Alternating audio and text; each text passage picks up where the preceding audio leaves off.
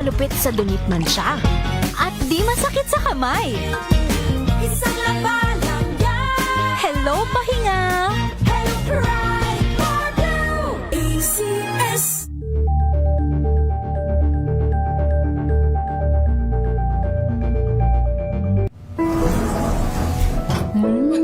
Amoy forever.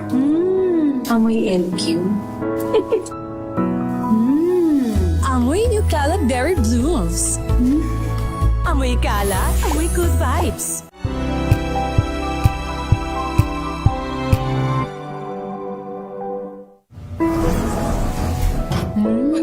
Amoy forever. Amoy LQ. Amoy New Cala Berry Blooms. Amoy Cala, amoy good vibes. Sa lahat ng bagay, simula pa lang, siguraduhing max protection na. Kasi pag kulang ang proteksyon, baka madaling masira. Sa ngipin, dapat may max protection din. Max sa alaga ng unique toothpaste. With Max Protect Formula, help stop cavities before they start, while keeping breath fresh. Try unique Maximum Fluoride Protection. Para max alaga, max protektado. ACS. Amoy forever. Amoy LQ. Amoy New Cala Berry Blooms. Amoy Cala, amoy good vibes.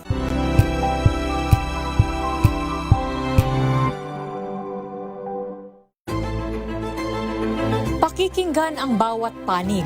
When you fight for justice, think about the queer people. Kung hindi kami magkukwento, sino ang magkukwento para sa amin? Ang mga panawagan, ipababatid. Hindi talaga ito masusing pinag-aralan ng gobyerno. The women who are beaten and abused. It's time to listen to their voices. Hayan ang iba't ibang boses, mga kwento mula sa iba't ibang anggulo. Dito lang sa Point of View. Mapapanood tuwing linggo, alas 12 ng tanghali sa DZRH TV.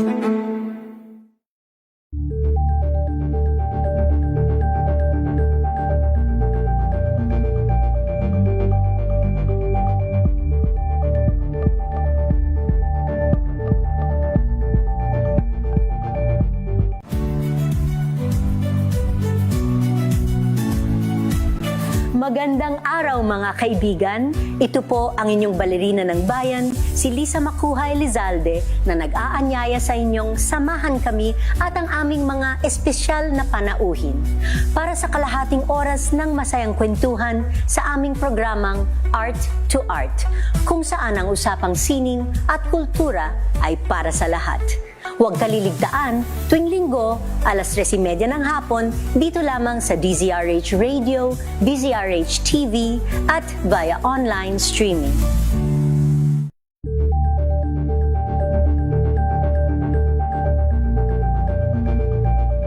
Alamin ang mga maiinit na isyung pambayan, mga balitang kailangan mong malaman, usapin sa pamahalaan, politika, ekonomiya at kabuhayan. Ito ang mga dapat mong malaman, pakialaman at pag-uusapan dahil kayo ang tinig ng mamamayan dito sa Damdaming Bayan. Live sa DZRH Radio, DZRH TV at DZRH Digital. Kasama sina Lakay, Deo Makalma at Elaine Apit. Araw-araw, Lunes hanggang Biyernes. Damdaming Bayan.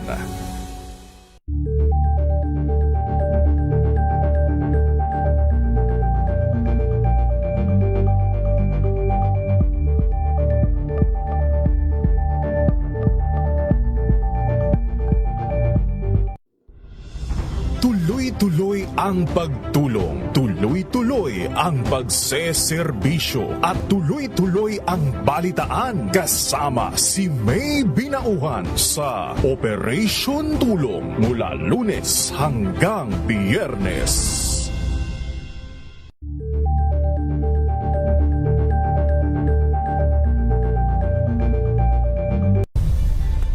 Nagsimula sa pangarap hanggang sa maabot ang tagumpay. Iba't ibang kwento, iba't ibang mukha ng atletang Pilipino. Mas pinatindi, mas pinalakas at mas pinaaksyon sa Match Point tuwing Sabado, 12:30 ng tanghali sa DZRH TV.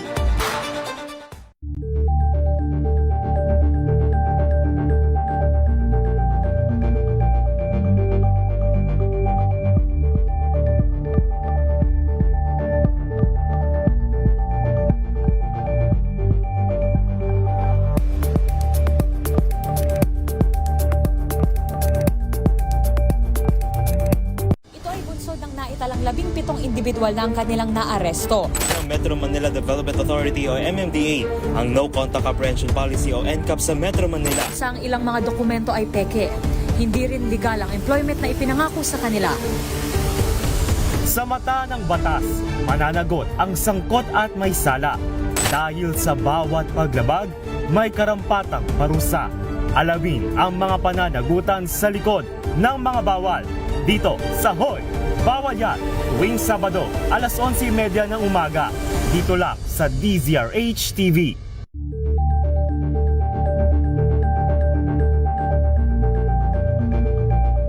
Curious ka ba sa maraming bagay? Kami na ang bahala dyan. Aalamin, tutuklasin at bibigyang linaw namin ang mga katanungang bumabagabag sa inyong isipan. Sa programa kung saan ang bawat sagot ay galing lamang sa mga eksperto. Ang Expert's Opinion, tuwing Linggo alas 3 ng hapon, dito lang sa DZRH TV.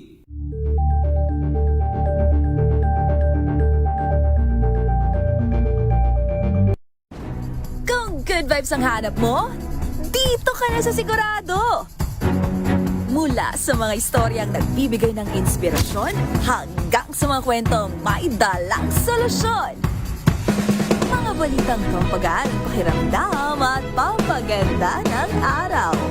Hindi lang ba sa good news, kundi the better news. Mula Lunes hanggang Biyernes, 1:00 ng tanghali sa DZRH TV.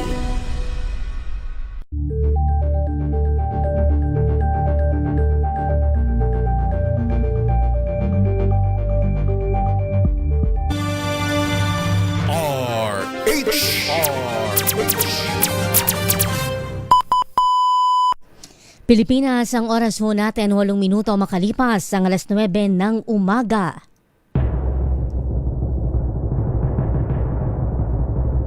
And the Golden Dove for Best Field Reporter goes to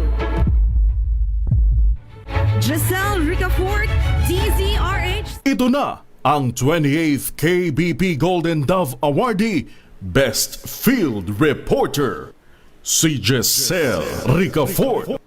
Kasama si Edniel Parosa sa DZRH Stories Pinoy Documentaries. Kwentong dapat mong malaman. Kwento ni Juan de la Cruz sa araw-araw na balitaan. Mga muka sa likod ng headlines. Pakinggan at kasangkutan. DZRH Stories Pinoy Documentaries. Kasama sina Giselle Ricafort at Edniel Parosa sa DZRH Radio, DZRH TV at DZRH Online. DZRH Stories. DZRH Stories Pinoy Documentaries. Buhol-buhol ang traffic, kinat ka pa ng jeep, minura pa ng driver at ulo'y uminit. Oy, magandang umaga Pilipinas. Magandang umaga Luzon, Visayas at Mindanao. Ika-22 ho tayo sa buwan ng Pebrero taong 2026. Mahigit 800 araw pa ho, bago yung 2028 elections. Aga-aga naman na mga politika ho, yung atin hong laman na mga balitaan sa mga nakalipas na araw. Kumusta ho yung ating mga kababayan? Hindi na ho ba baha sa inyong mga lugar? Kumusta ho yung presyo ng pangunahing butil na mga pangunahing bilihin? Hindi na ho ba pahirapan o kahit papaano naibsan ba yung pahirapang paghahanap sa mga dekalidad na trabaho o hanap buhay. Noon hong Miyerkules, February 18, bagamat hindi na ho kagulat-gulat, ang sabi nga ng ilan nating mga kababayan, nag-anunsyo ho si Vice President Sara Duterte na siya ay tatakbong Pangulo sa 2028 elections. Sa kabila ho yan o sa gitna ng mga political challenges na kanya hong kinahaharap sa ngayon. Good luck, ang sabi nga ng Pangulong Bongbong Marcos. Ang sabi ni VP Sara, gusto daw niyang ibalik yung tapang, yung malasakit sa pamumuno sa pamahalaan. Kasabay ho ng pag-I am sorry sa atin hong mga kababayan sapagkat yung hong naging ambag niya para mailuklok sa pinakamataas na posisyon ang dati niya hong ka-unit team, ang Pangulong Bongbong Marcos. Ang sabi niya ho, yung mga politician ay hindi ho maagang nag-aanunsyo ng mga intensyon na pagsabak ho sa eleksyon sapagkat sila ho ay magiging target ng mga pag-atake, magiging maagang target ng mga pag-atake. Pero ang kanya hong paliwanag, bakit ngayon pa lang? Sabi nga ni Mayor Leni Robredo, hindi po umiinit yung kanyang upuan sa posisyon, Ang paliwanag ho ni VP Sara kung bakit ngayon pa lang siya ay nag-anunsyo na ng kanyang pagkandidato sa 2028 presidential election sa loob daw ng 3 taon.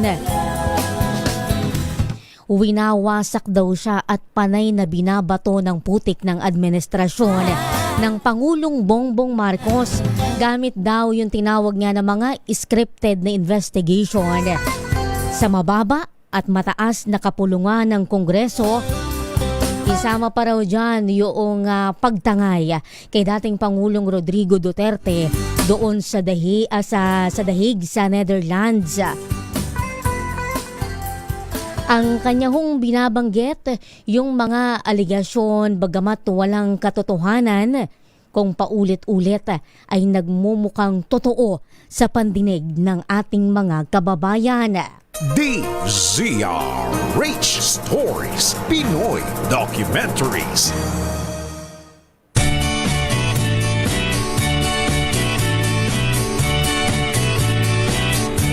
Sa kabila ho ng mga ipinupukol na aligasyon kay VP Sara Duterte, ay nananatili ho siyang popular sa masa sa atin hong mga kababayan.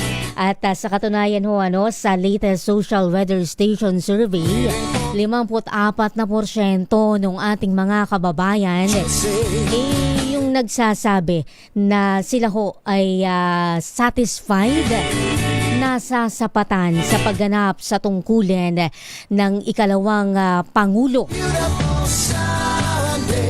Pero ano nga ba yung sinasabi ng ating mga political analyst dito ho sa maagang public declaration ng Vice Presidente?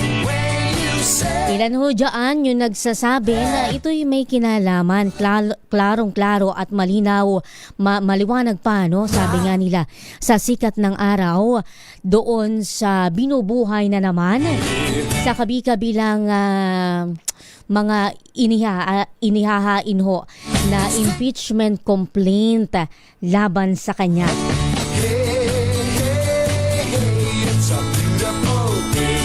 Kabilang daw ito sa taktika ng pangalawang Pangulo para ho sabihin doon sa kanyang mga kaalyado na siya'y protektahan daw doon ho sa proseso ng impeachment.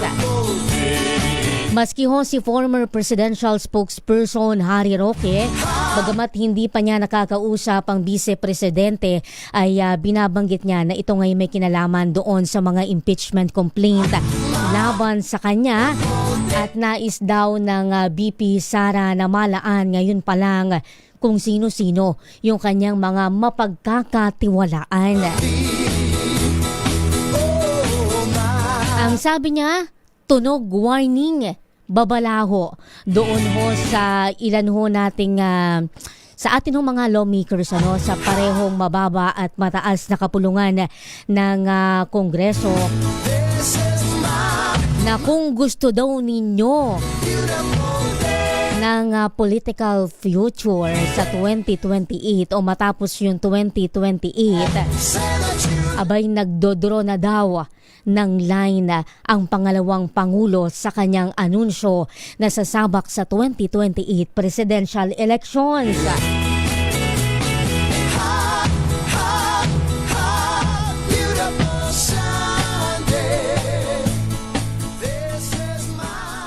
DZRH Stories, Pinoy Documentaries. Survival mechanism naman kung tawagin ng ilan hong eksperto itong anunsyo ng pangalawang Pangulo. At para daw, anila, palabasin na purong politically motivated lamang yung impeachment proceedings laban sa kanya.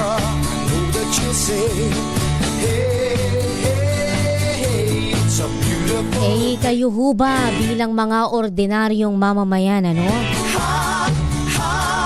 na siyang pinaka natatamaan noon hong o pinaka naaapektuhan noon hong kabi-kabila nating issue na hanggang ngayon hindi pa rin naman talaga nasusolusyonan ng pamahalaan. Ano ho yung tingin ninyo dito ho sa anunsyo ng pangalawang Pangulo at dapat ba na ngayon pa lang ay atin hong pinag-uusapan yun hong mga pagporma ng ilan hong politician sa napakatagal pa na 2028 elections? Maaari ho kayong magpadala ng inyong komento ng inyong saloobin sa atin hong text line 0919-2826485 0919-2826485 o di kaya kayo ho ay magkomento sa ating Facebook live streaming at sa atin hong YouTube channel.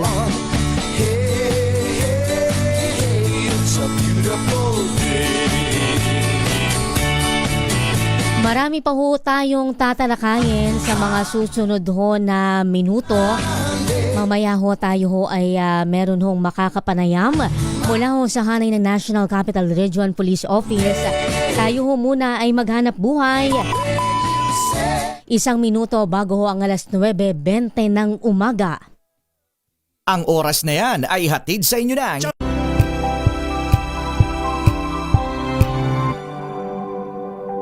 Here are top 3 reasons why you should get your hands on MX3 capsule. 1. It has alpha, beta, and gamma mangosteen.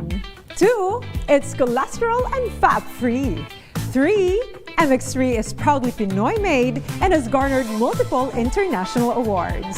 So what are you waiting for? Dito ako sa tested and proven ko na. MX3, dito ako bilib. Mahalagang paalala, ang MX3 capsule ay hindi gamot at hindi dapat gamiting panggamot sa anumang uri ng sakit. Hello, Washi! Laundry day na naman! Yay! Anong meron? Mancha ng chocolate, putik, may libag pa! Kaya natin yan! With Pride Washing Machine Detergent, may triple stain-away formula. Tanggal ang makapit, madikit, at madupit na dumit mancha. Kaya easy-easy ang labada. Mula noon hanggang ngayon! All you need is pride. All you need is pride. ACS. May nagbago. May arte. May budget.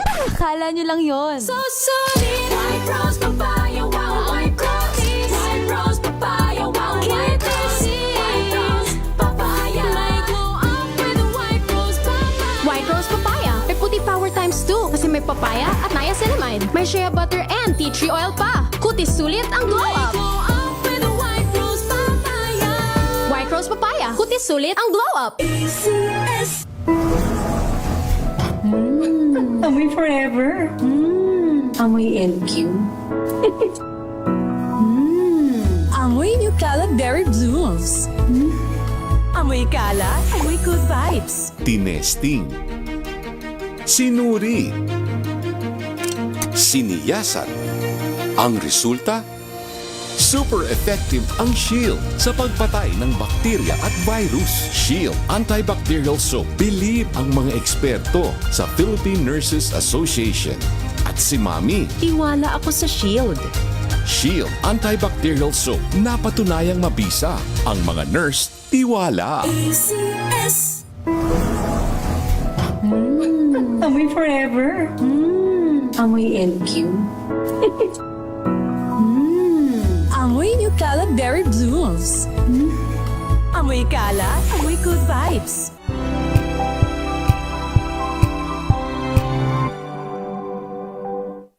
Maulan man, no worries na amoy kulob ang damit. Charm Fabcon, bangong kumaka-bloom. Tanggal amoy kulog sa bango ng charm. Kaya gamit ko, Charm Fabcon with Bloom Fresh Technology. Kills 99.9% of kulob-causing bacteria.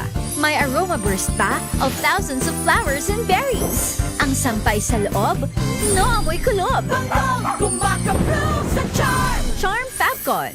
ACS.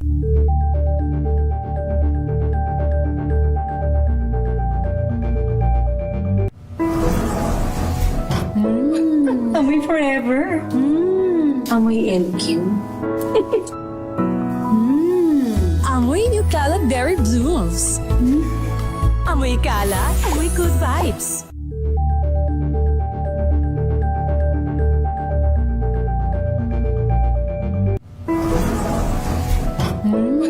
Amoy forever.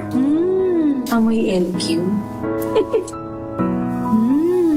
Amoy New Cala Berry Blooms. Amoy Cala, amoy good vibes.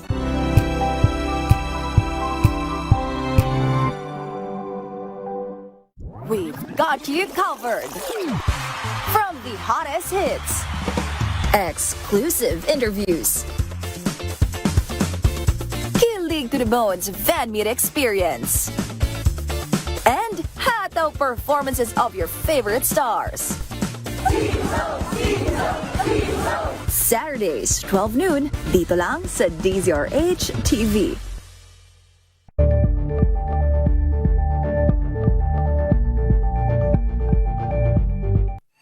Mga balitang gigising sa inyong umaga. Mga balitang kailangan mong malaman. Mapapakinggan sa ACS Balita sa 2x2. Kasama sina Anthony Taberna at Jerry Baha. Lunes hanggang Biyernes.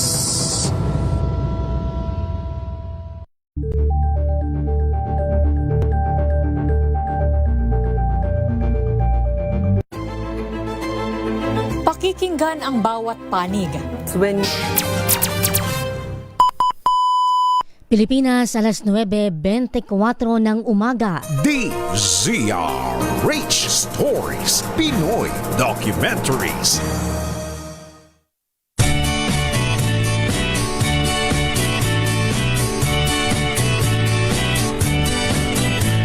Sunday morning, up with the lark. I think I'll take a walk in the park. Hey, hey, hey, it's a beautiful day. I've got someone waiting for me. When I see Mapalad ho tayo ngayong umaga sapagkat atin hong makakasama yung tagapagsalita ho ng National Capital Region Police Office. Nasa atin hong linya si Police Major Hazel Asilo. Good morning, ma'am. Welcome pong muli sa DZRH. Good morning po, Ma'am Giselle, at sa ating mga taga-subaybay, good morning po. Major, pagpatak ho ng February 25 ay panibago na naman na malawakan ho na anti-corruption rally. Yun hong ikinakasa ng marami hong grupo. More than 80 ho yata yung pinakahuli ko hong tingin. Kumusta ho yung kahandaan, yung paghahanda ho sa hanay ho ng NCRPO? So matapos po yung ating final na coordinating conference ng Friday kasama yung ating mga partner agencies, meron na po tayong 14,266 na PNP personnel na i-deploy para sa 40th anniversary ng People Power. Ganun din po para sa Trillion Peso March 3. So ito po ay binubuo ng mga CDM contingents, ang ating po mga checkpoints, yung border control points. Ganun din po yung ating mga CDM, syempre, at ang ating arresting officers, yung negotiating teams natin, maging yung ating mga medical teams at yung ating SWAT at EOD, yan po yung bumubuo dun sa ating mahigit 14,000 na PNP personnel. Ma'am, given na yung naging rally ho sa Maynila noong September 21 ay naging talaga naman na magulo. Ngayon ho na inaasahan na maraming grupo yung makikiisa ho sa kilos protesta, meron po bang mga special na security measures na ilalatag ho yung NCRPO? Wala naman po tayong special na security plan para dito sa ating gaganapin ng mga pagtitipon. Actually, 2 pagtitipon ito. Marami tayong mga natutunan ng mga nakaraang rallies last year, lalo yung September 21 natin. At yun yung ating ini-implement sa ngayon, yung ating pag-monitor sa crowd at syempre yung pag-monitor natin lalo na sa social media para makita natin yung pag-iengganyo na ginawa kagaya nung nakaraan kung saan hindi tayo, kumbaga maraming mga kabataan ang nag-join dito sa mga rallies last year. So, ngayon po, ganun pa rin naman yung gagawin natin. I-check natin yung crowd. Magkakaroon po tayo na mas malawakan na police visibility at yung ating pagbibigay ng assistance. Hindi lamang naman po dun sa ating mga magjo-join, yung mga magpa-participate dito sa mga rallies na ito, kundi maging dun sa ating mga motorista at mga kababayan na hindi po dadalo dahil I believe hindi po holiday. Parang working holiday po yata itong ating February 25. So, magsasabay-sabay po yung ating mga kababayan na dadalo at hindi dadalo sa mga pagtitipong ito. Ma'am, I understand po na merong memorandum of agreement sa pagitan ng Quezon City LGU at sa hanay po ba ng kapulisan at doon sa mga rallyista. Would you mind telling us, ma'am, kung ano yung mga detalye doon na mahalaga din na malaman, syempre, noon hong ating mga kababayan, noon hong mga participant?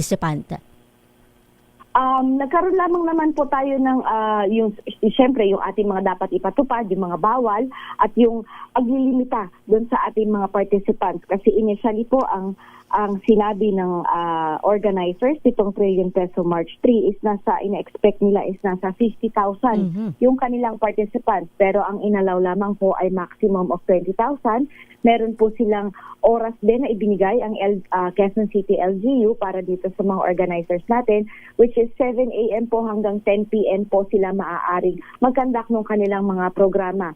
At syempre yung kanilang pagkakaroon ng sarili nilang marshals na mag-i-ensure na yung kanilang mga participants, yung mga dadalo, ayun po talaga yung kanilang mga kasama sa grupo at yung mga iba pang mga pinagbabawal na syempre yung mga ordinansa po na ini-implement natin dyan sa area ng Quezon City ay masusunod.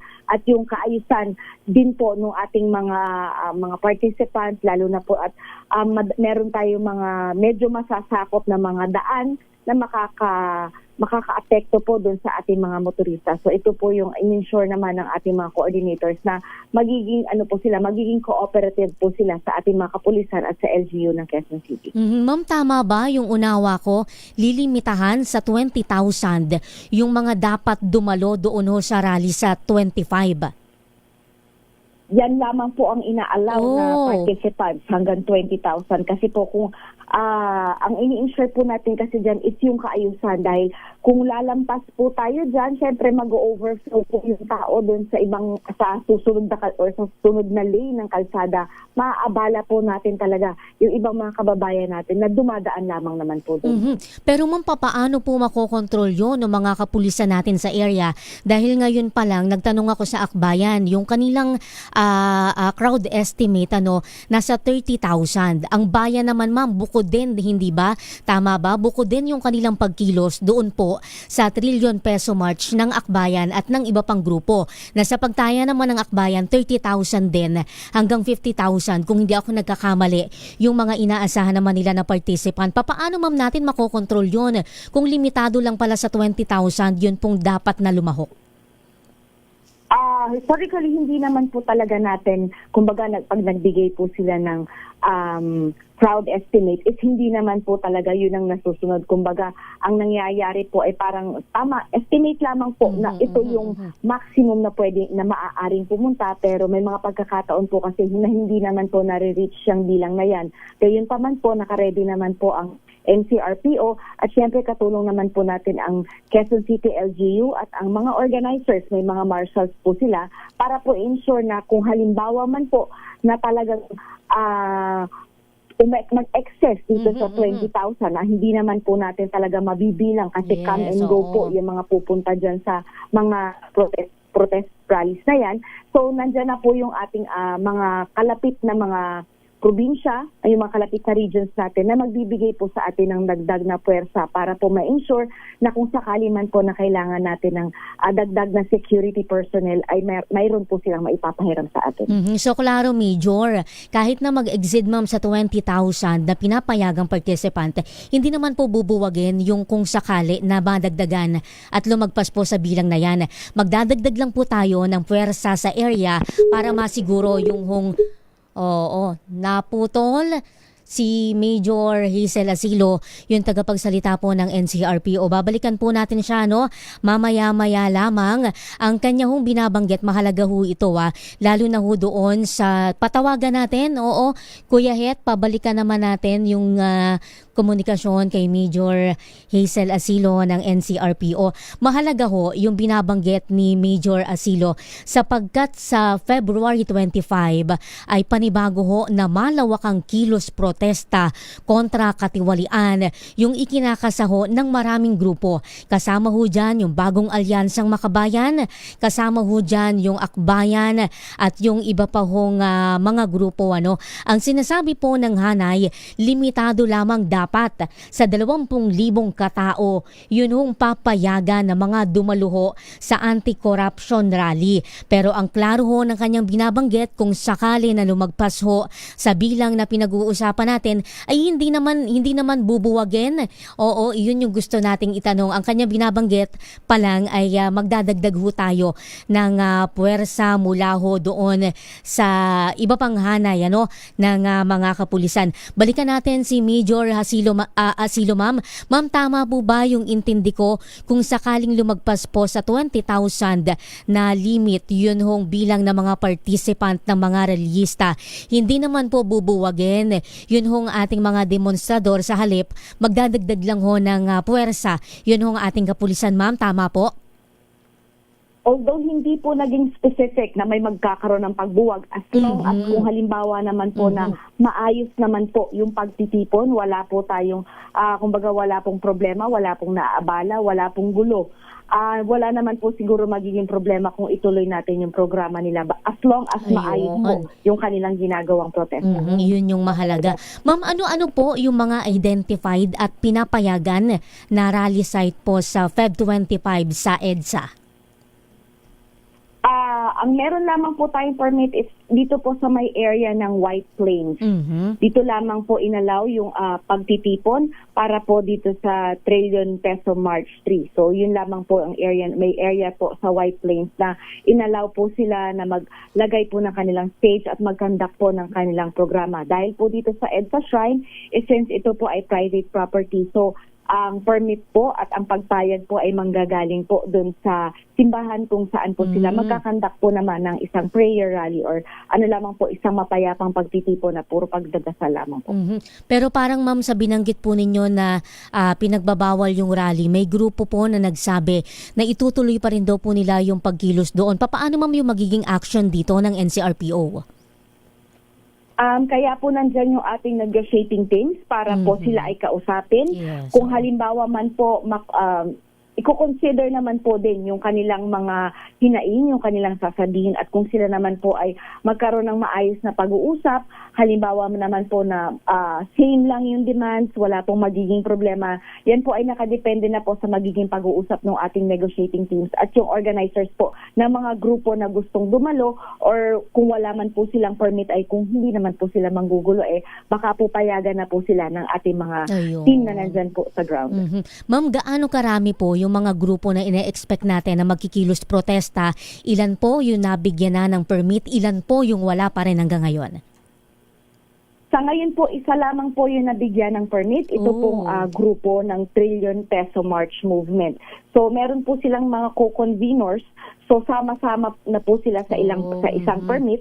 Pero po sa ngayon po, isa lang po yung may permit na yan. Yan lamang po para sa Trillion Peso March Movement.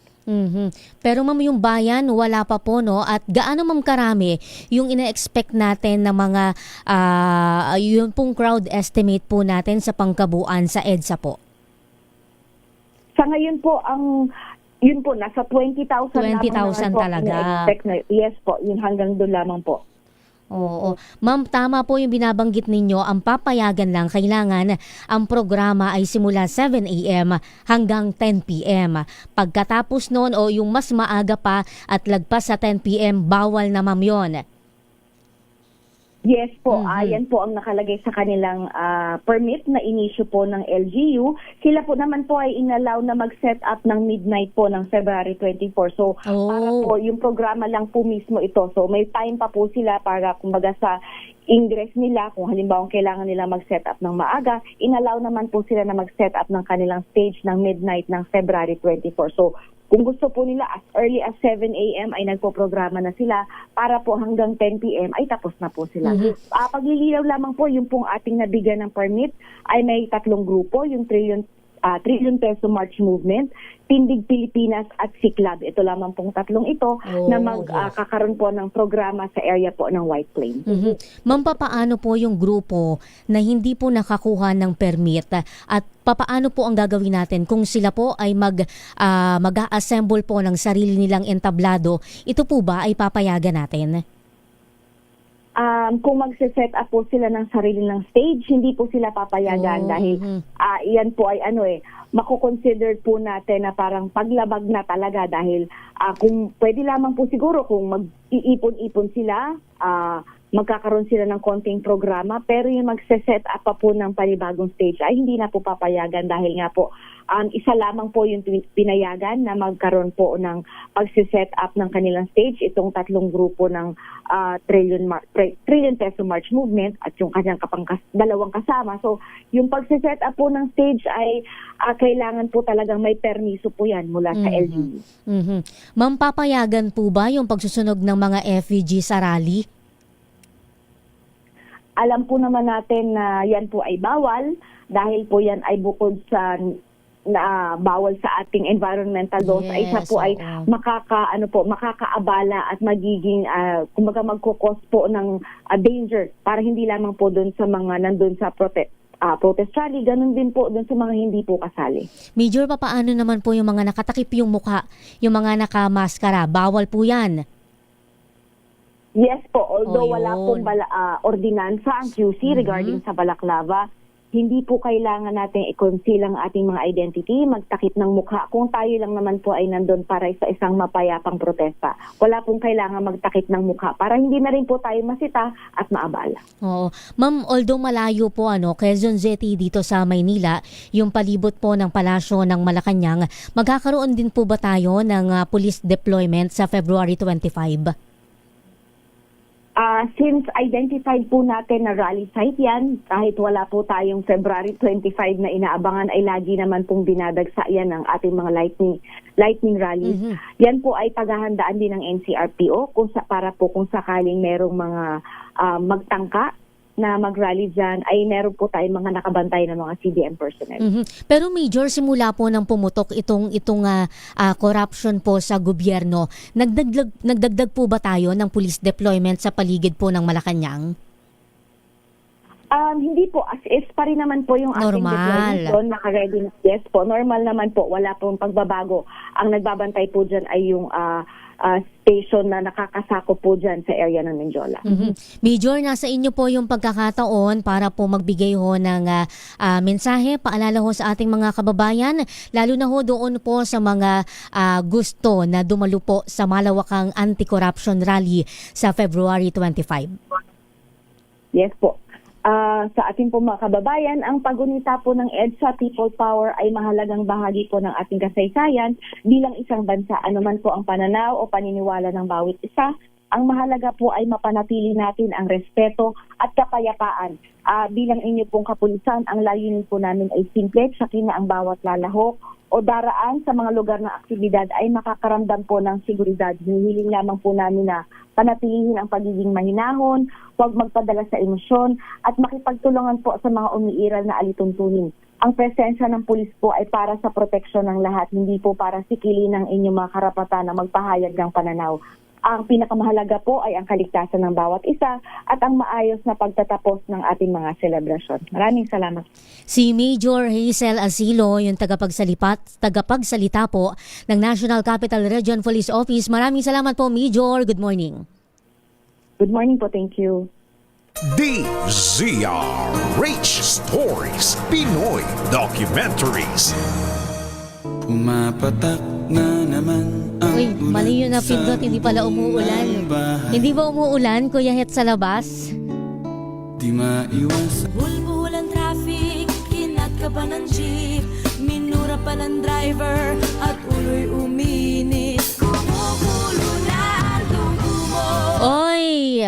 Kumukulo din ba yung dugo ninyo?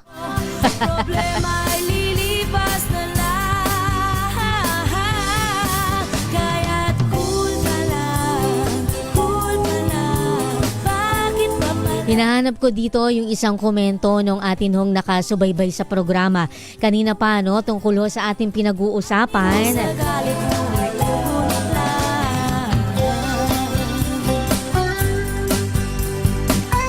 Ayun, sabi po ni Alvin de Torres, masyado pa raw maaga para pag-usapan yung 2028 presidential election. Marami po tayong mga kababayan yung kumakalam, yung tiyan. Totoo naman, iyan nga ho kasi yung tanong, makakabuti ba sa bansa yung maaga ho nating pinagkakaguluhan, pinag-uusapan ng ganyan, yung hong diskurso ba dito ho sa eleksyon, habang marami pa ho tayong mga agarang suliranin, yung hindi pa rin nasusolusyonan hanggang ngayon. Yung atin hong mga kababayan, yung karamihan sa atin hong mga kababayan, mas abala ho sila doon ho sa paghahanap sa kung ano yung maipanlalaman sa kanilahong mga sikmura. Problemado sa atin hong bukod sa pangit na transportasyon, ano? Ayan na naman, meron na namang mga apila kasi sa pansamantalang taas pasahe dahil sa walang puknata. Ikapitong sunod na linggo na taas presyo sa mga produktong petrolyo. Ang termino ho ng Pangulong Bongbong Marcos ay nasa kalagitnaan pa lang ho, itong Marcos Jr. administration. Painitin ho muna ninyo yun yung mga inyong mga upuan sa inyong mga inaplayan na posisyon.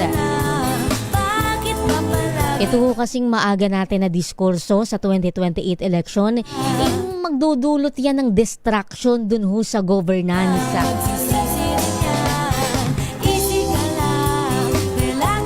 Mas inuuna ho kasi ng ilan yung pagbuo ng alyansa, yung makinarya sa politika. Kaya ho nariyan ho yung panganib at banta na maisantabi. Yun hong yung mga reformang dapat maipatupad, yun hong mga pagtugon sa mga pangunahing suliranin na inaangal hanggang ngayon ang atin hong mga kababayan.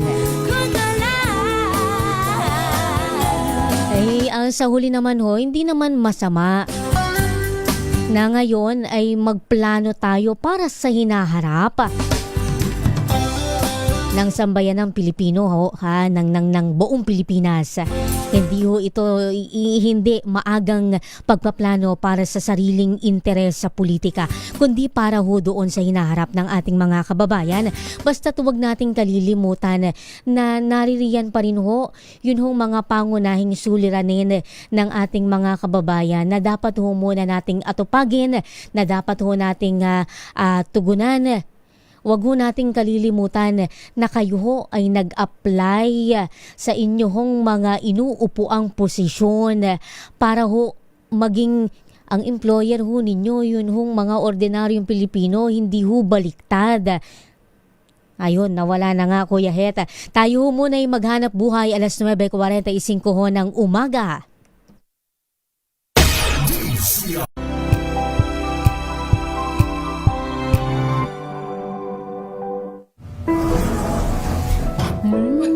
Amoy forever.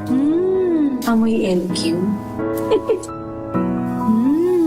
Amoy New Cala Berry Blooms.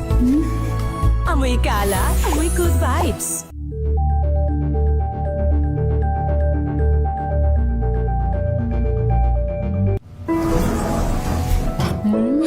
Amoy forever. Amoy LQ. Amoy New Cala Berry Blooms. Amoy Cala, amoy good vibes.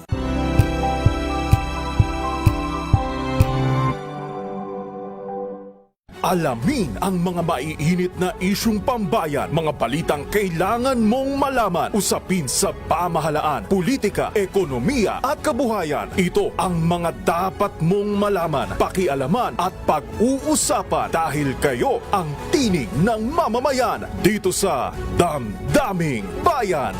Live sa DZRH Radio, DZRH TV at DZRH Digital. Kasama sina Lakay, Deo Macalma at Elaine Apit. Araw-araw, Lunes hanggang Biyernes. Damdaming Bayan.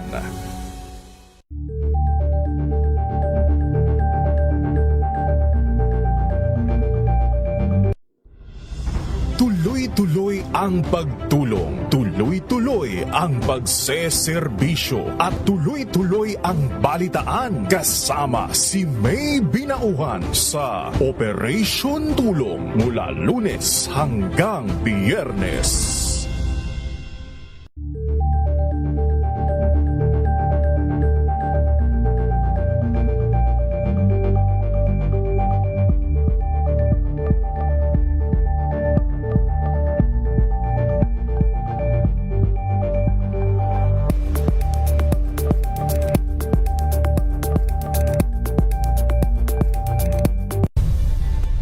Nagsimula sa pangarap hanggang sa maabot ang tagumpay.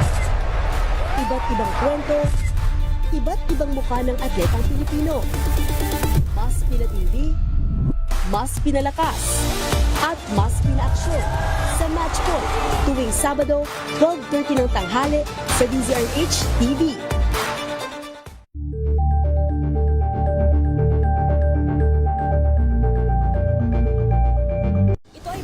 Naitalang 17 individual na ang kanilang naaresto. Ng Metro Manila Development Authority o MMDA ang No Contact Apprehension Policy o NCAP sa Metro Manila. Sa ilang mga dokumento ay peke. Hindi rin legal ang employment na ipinangako sa kanila. Sa mata ng batas, mananagot ang sangkot at may sala. Dahil sa bawat paglabag, may karampatang parusa. Alamin ang mga pananagutan sa likod ng mga bawal. Dito sa Hoy! Bawal Yan, tuwing Sabado, 11:30 ng umaga. Dito lang sa DZRH TV.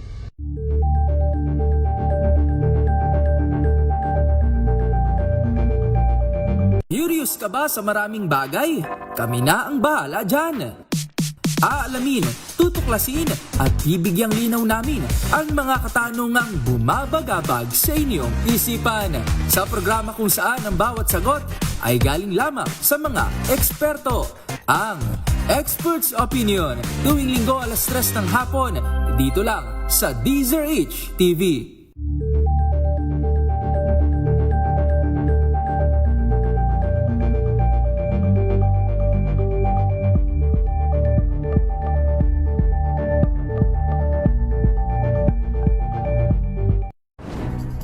Good vibes ang hanap mo?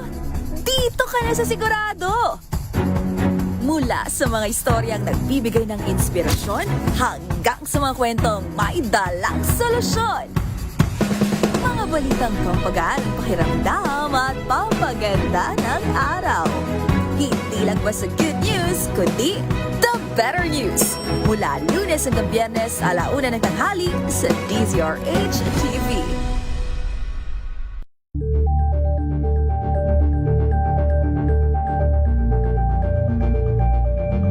maagang balitaan, maagang usapan sa mga issue at balita. Kasama si Kuya Angelo Palmones sa Magandang Umaga Pilipinas. Mula Lunes hanggang Biyernes.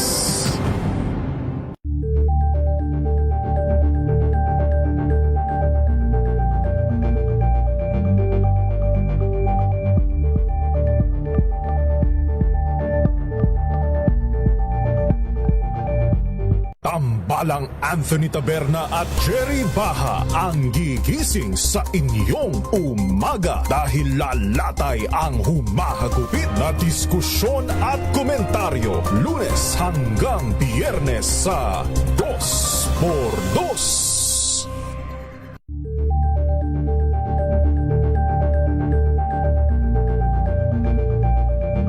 We've got you covered. From the hottest hits, exclusive interviews,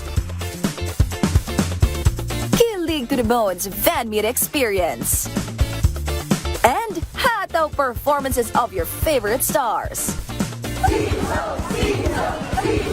Saturdays, 12 noon, dito lang sa DZRH TV.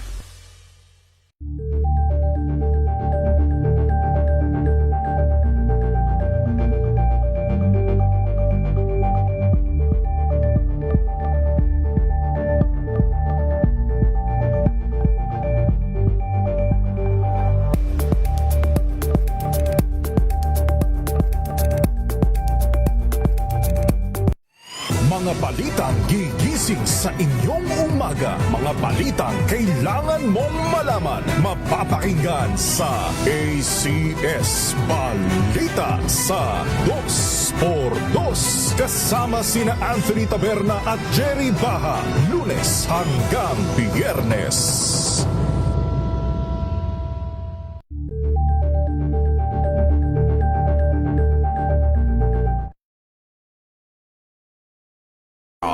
Rich Stories, Pinoy Documentaries.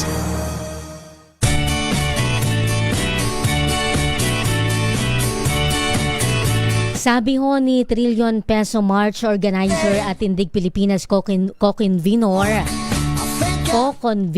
Kiko Aquino D, hindi na raw sila nagulat sa announcement ng VP Sara Duterte. Pero wala daw yang epekto sa mga aligasyon at mga ebidensya na nakalatag na doon sa kanyang impeachment complaint.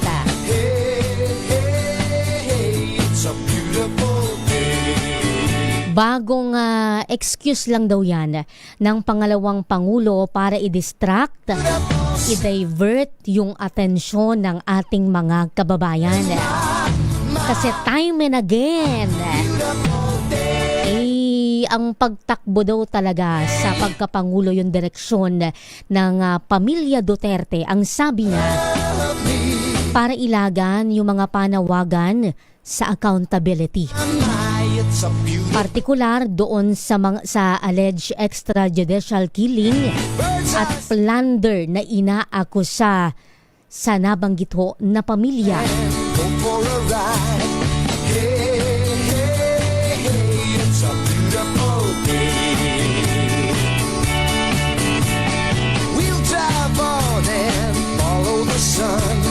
May mga nanliligaw na ba kay dating Vice President at ngayon Naga City Mayor Leni Robredo?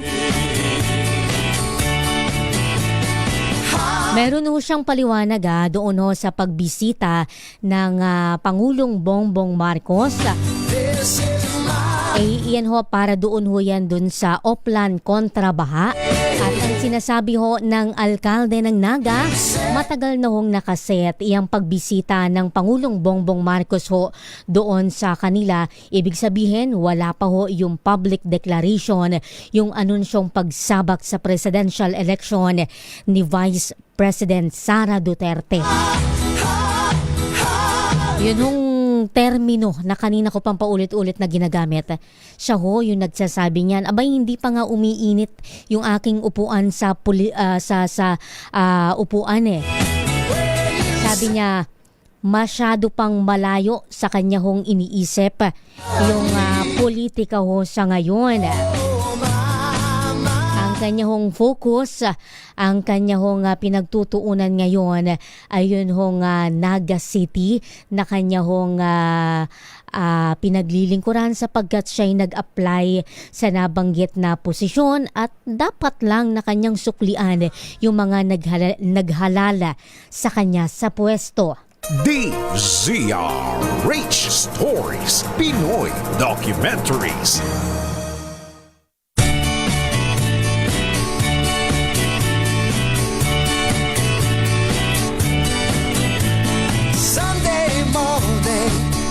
Oy, kumusta ho yung mga taga-Independent Commission for Infrastructure o yung ICI? Ongoing ho ang review ng Pangulong Bongbong Marcos doon ho sa 125 araw na report ng komisyon sa Palasyo ng Malacanang. Sa mga susunod ho na araw ay antabayanan ho natin kung ano yung magiging hatol ng Pangulo. Tuluyan na bang bubuwagin o pananatilihin ho yung itinatag niyang Independent Commission na noong isang taon meron hong mahigit 41 million pesos na pondo.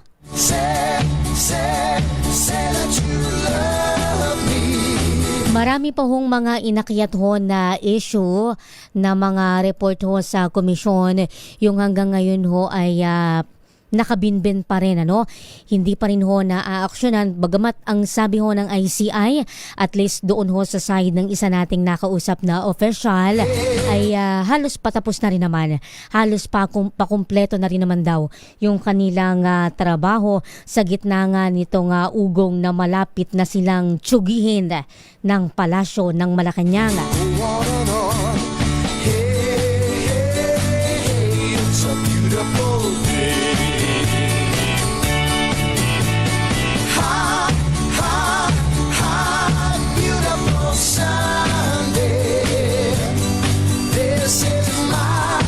Ang kampo ho ng kontratistang si Sara Diskaya naghain ho ng petition for bail.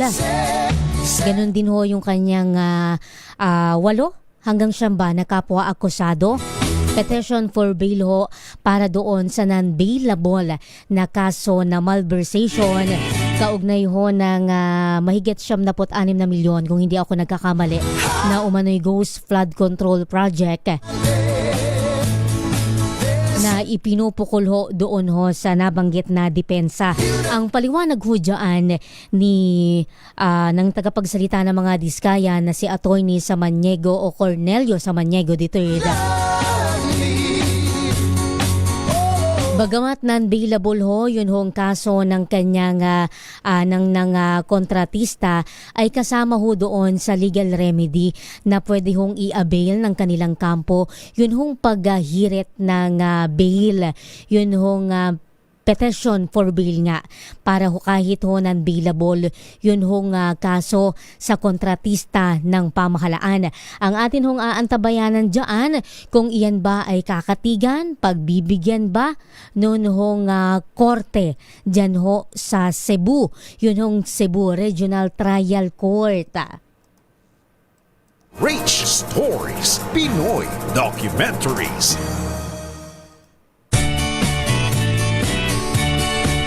Magandang umaga ho, happy Sunday sa lahat ho ng nakatutok ho sa ating palatuntunan.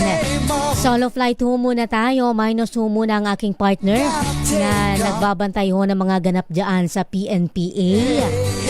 Good morning ho kay Rix Von, J.R. Herrero, Maggie Falervilla, kay Tristan Wyatt Gulay, kay Hannah Jane Chan, kay Alvin De Torres, Abdul Sayap, kay Nardo Pusong Jr. at kay Irene Ricafort.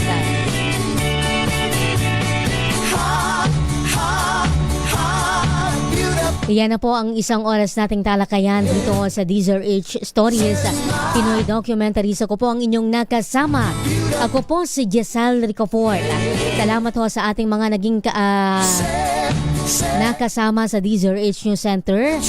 Dito ho sa atin hong engineering department kay Kuya Het Del Moro at sa atin hong mga engineer sa DZRH News Television.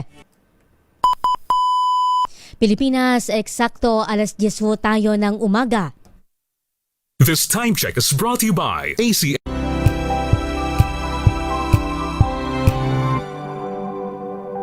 Tinesting, sinuri, siniyasan. Ang resulta, super effective ang Shield sa pagpatay ng bakterya at